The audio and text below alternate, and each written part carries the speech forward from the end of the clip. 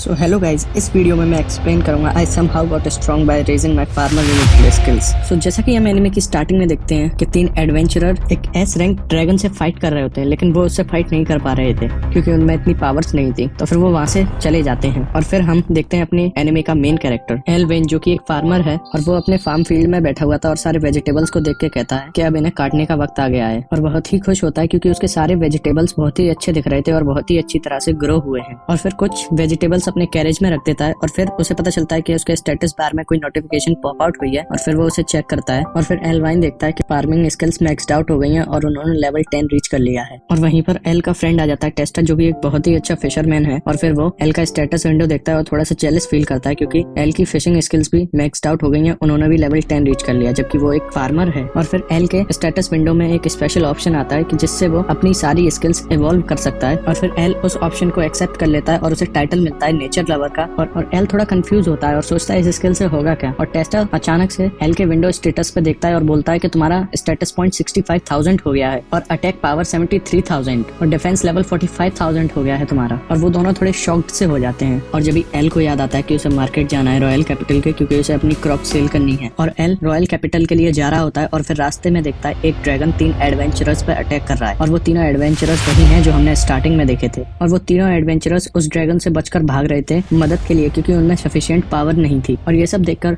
L उन तीनों की हेल्प करने की डिसाइड करता है ड्रैगन को डिस्ट्रैक्ट करके। और फिर एल वो कैरेट उस ड्रैगन में मार देता है जिससे कि वो डिस्ट्रैक्ट हो जाए। बट वो कैरेट जैसे ही ड्रैगन को लगती है और वो ड्रैगन एक्सप्लोड हो जाता है एक सिंगल हिट में। और वो तीनों एडवेंचरर्स शॉक हो जाते हैं, ये अचानक से आखिर हुआ क्या। और एल भी थोड़ा सरप्राइज्ड हो जाता है और फिर उसे याद आता है कि उसके पावर्स लेवल 73,000 हो गया है। और फिर एल वहां से चला जाता है रॉयल कैपिटल के लिए। और फिर वो तीनों एडवेंचरर्स एल के कैरेज के ट्रैक्स चेक करते हैं। और फिर एल रॉयल कैपिटल में आ जाता है अपना पास दिखाकर। और एल रॉयल कैपिटल के गेट पर ही होता है और वो जब भी देखता है कि एक आदमी एक लड़की को किडनैप कर ले जा रहा है। और वो हुडेड मैन जैसे ही गेट पर आता है उन गार्ड्स पर अटैक करता है, वैसे ही एल वहां से जंप करता है और उस लड़की को बचा लेता है। और फिर वो हुडेड मैन एल पर नाइफ से अटैक करता है, लेकिन एल उसे बड़ी ही आसानी से हरा देता है। और फिर इसके बाद वो गार्ड्स हुडेड मैन को अरेस्ट कर लेते हैं और वो लड़की एल को थैंक यू बोलती है। और फिर अचानक से एक बेल बजती है। फिर एल वहां से चला जाता है और वो लड़की एल से उसका नाम पूछती है, लेकिन एल अपने कैरेज की स्पीड बढ़ा देता है। फिर एल मार्केट चला जाता है और अपनी क्रॉप्स को डिलीवर कर देता है। और फिर एल रॉयल कैपिटल से बाहर जा ही रहा होता है और गेट पर उसे वही गार्ड्स रोक लेते हैं। और फिर एल सोचता है लगता है वो किसी मुसीबत में है। वहीं पर वो लड़की आ जाती है जिसको एल ने बचाया था और बताती है उसका नाम फेलिस है, जो कि रॉयल कैपिटल की प्रिंसेस है। और ये जानने के बाद कि वो रॉयल कैपिटल की प्रिंसेस है तो एल उससे बात करने में थोड़ा नर्वस सा होता है। लेकिन फेलिस एल को कैजुअली ट्रीट कर रही थी और उससे पूछती है क्या तुम रॉयल फैमिली को सर्व करोगे। और एल प्रिंसेस से कह देता है बिल्कुल भी नहीं करूंगा, लेकिन वो ये बात अपने माइंड में कहता है। और फिर वो रियलिटी में प्रिंसेस से बड़े ही आराम से बोलता है कि मैं ये रिस्पॉन्सिबिलिटी संभाल नहीं पाऊंगा। और ये कह के एल वहाँ से भागने की कोशिश करता है, लेकिन फेलिस उसे पकड़ लेती है और बोलती है हम तुम्हें बहुत ही अच्छी सैलरी देंगे। और एल बोलता है लेकिन मुझे बस फार्मर बन के ही रहना है। और ये सुनने के बाद फेलिस एल से बोलती है कि हम तुम्हें फार्मिंग के लिए बहुत ही बड़ी फील्ड देंगे रॉयल कैपिटल के पास। वो फील्ड 33,000 स्क्वायर मीटर की है। और फिर एल पूछता है कि तुम मुझे रिक्रूट करने के लिए इतने सारे ऑप्शंस क्यों दे रही हो। और फिर वो एल को बताती है कि तुमने उस हुडेड मैन को कितनी आसानी से हरा दिया था और उसके पास 500 से भी ज्यादा की स्ट्रेंथ थी। और फिर एल फेलिस से पूछता है एवरेज स्ट्रेंथ कितनी होती है। और फिर फेलिस बताती है कि एक एवरेज पर्सन के पास 50 की स्ट्रेंथ होती है और एडवेंचरर्स के पास अराउंड 130, नाइट्स के पास 600 और लेजेंडरी हीरो के पास 1000। और फिर फेलिस एल से बोलती है तुम मुझे अपने स्टेटस पॉइंट दिखाओ। और एल जानता था कि वो अपने स्टेटस पॉइंट्स नहीं दिखा सकता। और फिर वो तीनों एडवेंचरर्स वापस आ जाते हैं और बताते हैं कि वो फॉरेस्ट ड्रैगन मारा गया है, लेकिन उन्हें ये नहीं पता उसे किसने मारा है, लेकिन बस वहाँ पर एक कैरेज के ट्रैक्स मिले थे। और फिर उन तीनों एडवेंचरर्स की रिपोर्ट सुनने के बाद फेलिस को लगता है उस फॉरेस्ट ड्रैगन को एल ने मारा है। लेकिन जितनी देर में वो फॉरेस्ट ड्रैगन की सुनकर डिस्ट्रैक्टेड रहे थे उतनी देर में एल वहाँ से चला जाता है। लेकिन फिर भी फेलिस एल को रिक्रूट करना चाहती थी। और जब भी फेलिस के पास एक गार्ड आता है और उससे बोलता है कि आपको वापस पैलेस में बुलाया है। और फिर प्रिंसेस फेलिस पैलेस में वापस आ जाती हैं और कुछ सोल्जर्स बताते हैं बहुत सारे मॉन्स्टर्स कैपिटल की तरफ आ रहे हैं और बहुत ही अलग अलग तरीके के मॉन्स्टर्स आ रहे हैं, ऑक्स, ड्रैगन्स, गोलम्स, और वो सब हेल जोन से आ रहे हैं। और ये बात सुनकर किंग थोड़ा शॉक सा हो जाता है क्योंकि जो हेल जोन का लीडर था वो डीमन किंग था और डीमन किंग को लेजेंडरी हीरो ने मार दिया था। और फिर उसके बाद उन्होंने एक पीस पैक्ट साइन किया था। और फिर हमें दिखाया जाता है ऑफिसर सीजल और फिर वो बताता है कि उस पीस पैक्ट से सारे डीमंस खुश नहीं थे, specially the first general demon king का। और लगता है कि उन्होंने पता कर लिया है कि लेजेंडरी हीरो मर चुका है और लगता है अब उन्हें रिवेंज चाहिए उनके डीमन किंग की डेथ का। और फिर सीजन किंग से बोलता है कि आपको कैपिटल छोड़ देनी चाहिए, लेकिन किंग अपने लोगों को छोड़ना नहीं चाहता था, लेकिन सारे सोल्जर्स भी किंग से यही बोलते हैं। और एल फिर अपने घर पर वापस आ जाता है और वो गलती से अपने डोर का लॉक तोड़ देता है अपनी नई पावर्स की वजह से। और फिर एल घर में रेस्ट करने करने के लिए बैठ जाता है क्योंकि वो बहुत ही एग्जॉस्टेड फील कर रहा था। और फिर एल के घर पर उसका डोर बार बार नॉक होता है और फिर एल जाकर देखता है तो बाहर टेसा खड़ा है और टेसा उससे बोलता है हमें ये विलेज छोड़कर जाना होगा क्योंकि यहाँ पर मॉन्स्टर आ गए हैं। और फिर ये सब सुनकर एल अपनी क्रॉप्स के बारे में सोचता है। फिर वो अपनी फील्ड की तरफ चला जाता है और फिर एल देखता है कि उसकी क्रॉप सारी ठीक है। और फिर एल देखता है एक पूरी मॉन्स्टर्स की आर्मी रॉयल कैपिटल की तरफ जा रही है। और एल को वैसे इन सब में इन्वॉल्व नहीं होना, उसे बस एक फार्मर बन के रहना है। लेकिन फिर उसके दिमाग में आता है अगर रॉयल कैपिटल ही नहीं रहेगी तो उसकी क्रॉप्स खरीदेगा कौन। और फिर किंग और प्रिंसेस रॉयल कैपिटल से निकल आते हैं, लेकिन फिर उनके सामने चलते ही चलते एक डेड एंड आ जाता है। और फिर किंग पर अचानक से एक एनर्जी ब्लास्ट अटैक होता है और फिर सीजल ट्रांसफॉर्म होता है। और फिर हमें पता चलता है कि वही डीमन किंग का फर्स्ट जनरल रोमियो है। और रोमियो उन्हें स्टार्टिंग से ही अपने ट्रैप में फंसा रहा होता है और बोलता है किंग की डेथ के बाद मैं अपने ट्रांसफॉर्मेशन मैजिक से किंग बनकर पूरे किंगडम पर रूल करूंगा और किसी को पता भी नहीं चलेगा। लेकिन इससे पहले मुझे किंग को मारना होगा। लेकिन किंग एक बैरियर फॉर्म कर देता है और वो बैरियर भी टूटने लगता है और फेलिस भी किंग की हेल्प करती है उस बैरियर को मेंटेन करने में। लेकिन उसके बाद रोमियो अपना सेकंड अटैक कर देता है और उसके बाद बैरियर एक के बाद एक टूटने लगते हैं। वो दोनों अपनी पावर्स को मेंटेन नहीं कर पा रहे थे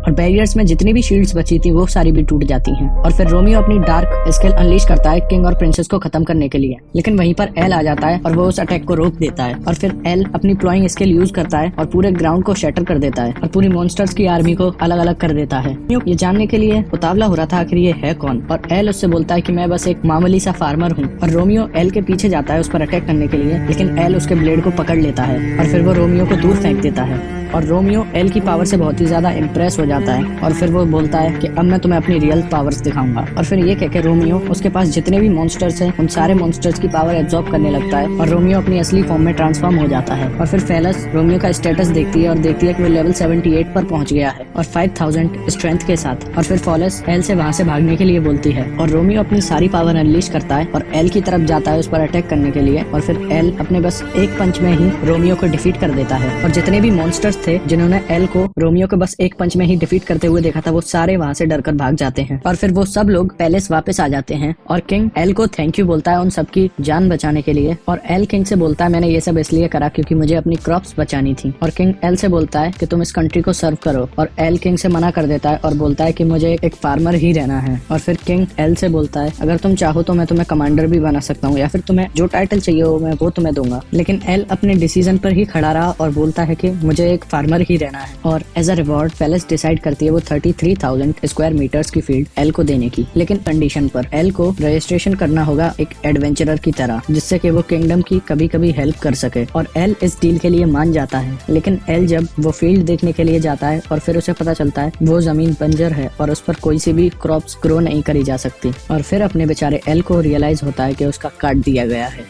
सो गाइज इस एनिमे का एपिसोड 1 यहीं पर खत्म होता है, तो अब मिलते हैं इसके नेक्स्ट एपिसोड में। और हाँ, अभी तक चैनल को सब्सक्राइब नहीं करा है तो चैनल को सब्सक्राइब करो और ऐसी और वीडियोस देखने के लिए बेल आइकन को प्रेस करो और इस वीडियो को ज्यादा से ज्यादा शेयर करें और हमें बताएं आपको इस एनिमे का फर्स्ट एपिसोड कैसा लगा।